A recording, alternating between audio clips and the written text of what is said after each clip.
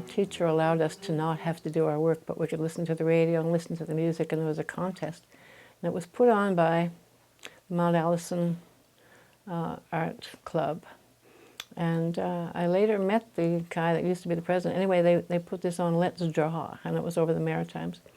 And I remember drawing a bunch of, you had to listen to the music and see what do you hear. And I did little elves dancing in a circle in the woods, and it was a watercolor. I'd love to see it. And it won first prize in the Maritimes, and I got a book. The teacher allowed everybody to look at the book. It was black and white, and then there was a space underneath the black and white. It was white, you know, but equal, just because of the way the book was made. And he said, this is where you draw. In other words, he didn't have a clue. You're supposed to draw what was the image up above. And the last was Frederick Horsley Higate, or whatever, seated nude. Woohoo! Everybody wanted to see that. And this is an O'Leary PEI, and no such thing as an oil painting or anything like that at that time in the village. Mom got TB when I was in grade 8, and she learned how to paint in Charlottetown in the sand. So she came home with oil paints, and it was purple curtain, and you know, it was like very corny. But we would go out painting in the summertime. I got paints for my birthday, and we would go painting wherever it was good for digging clams on the island, because, you know, women, we don't. Anyway, enough of that.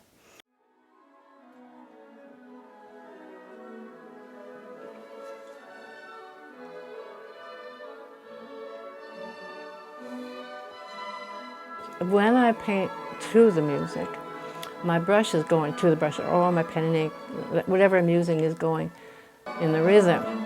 So that if I'm starting a drawing during the concert, let's say over at the right-hand side, and I'm doing the cello, and then it's the second movement, and so I'm over more on the left. Whoop, it's a different movement, it's a little bit slower, and you can see it in a lot of the drawings. You can see the difference in the speed.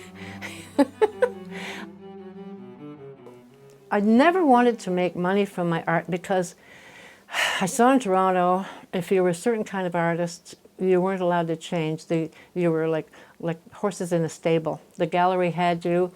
You were to not change, not deviate from that kind of painting, because that's what was selling and so on. And I saw this is not what I like. Well, that's my gallery. Every so often I feel I'm going to have an art mart. And I have an art mart whenever I feel. Up here with the tulips, up here realistic, ah! And so I was trying to make, you know, get rid of the realism. Ah! I have a hard time. I have a really hard time. Now this is not varnished yet. And after 90 days, you varnish them. And tomorrow I'm supposed to varnish it, except that I went and started working up here again. The reds take a lot longer to dry than yes, because I make my own paints, I do have more of an understanding.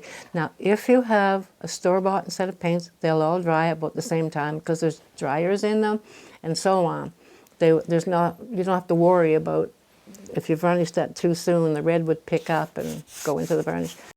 You got to make the person's eye get captured and run all around, and you don't put the little leaves on the trees way back there.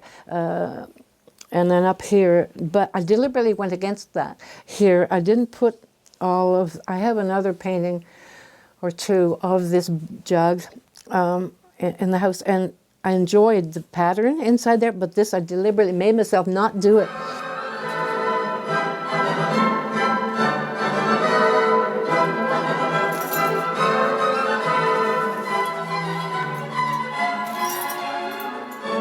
I've painted since 70 what years?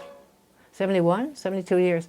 And you're never satisfied with what you do. You think, oh man, this is good. And then you look at it the next day, ah, sucks. I'm quite content to just go off into eternity with a little, I feel like myself, I'm in a little closet. Coming up now, oof, it's exciting to see what's happening.